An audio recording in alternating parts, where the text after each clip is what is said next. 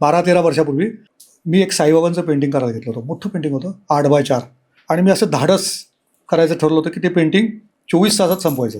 पहिला 12 तासाचा टप्पा पार पडला आणि पुढच्या 12 तासाचा टप्पा जेव्हा सुरू झाला तेव्हा हात थोडासा दुखायला लागला आणि हाताची इथे शीर असते ती थोडीशी सुजायला लागली आणि मग मी ब्रश खाली ठेवला. म्हटलं जाऊ दे, बाबांची इच्छा दिसत नाही.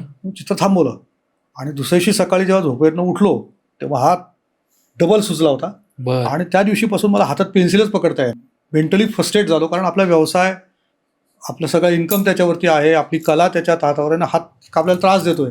हा डॉक्टर तो डॉक्टर जो काय सांगेल ते उपाय. त्यांची 3-4 डॉक्टरांकडे मला एकच उपाय आला. ते म्हणजे तुमच्या हाताला कार्पल टनेल सिंड्रोम डिटेक्ट झालाय. प्रिडिक्शन आली, त्याच्याने सांगितलं की तुम्हाला ऑपरेशन करावं लागेल. माझी डेअरिंग होईना त्या हाताच्या ऑपरेशनाला.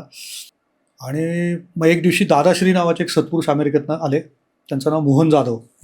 हे अग्निहोत्र परंपरेमधले खूप मोठे सत्पुरुष, ज्यांचे गुरु अक्कलकोटचे गजानन महाराज होते. त्यांच्या व्याख्यानाला मी गेलो होतो. त्यांना नमस्कार करायला खाली वाकल्या त्यांनी असं पाठीत माझ्या धपाटा मारला आणि मला म्हणले, काय रे शेखर, म्हणले कार्पल टनेल सिंड्रोम का? हो म्हटलं दादाश्री, म्हटलं ऑपरेशन करायला सांगितलंय. तू एक काम कर म्हणले, उद्या सकाळी मुंबईला जा. मुंबईला म्हणले मलबार हिलला परशुराम स्थापित शिवलिंग आहे, त्या शिवलिंगावरती एक रुद्राचा अभिषेक कर म्हणले, तुला मार्ग मिळेल म्हणले, काही काळजी करू नको.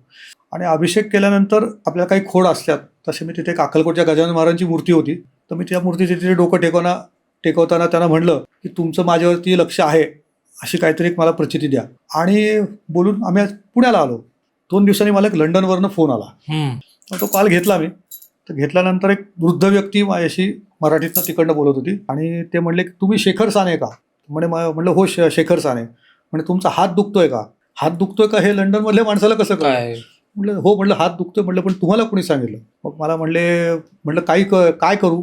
उद्या म्हणे तुमच्याकडे एक व्यक्ती, कोल्हापूरवरनं तुमच्याकडे एक व्यक्ती येईल, ती व्यक्ती तुम्हाला एका ठिकाणी घेऊन जाईल. हे त्यांनी अगदी मला असं कॅज्युअली सांगून टाकलं. आणि दुसऱ्या दिवशी खरोखर एक व्यक्ती त्यांनी पाठवलेली माझ्या ॲड्रेसवरती व्यक्ती कोल्हापूरवरनं आली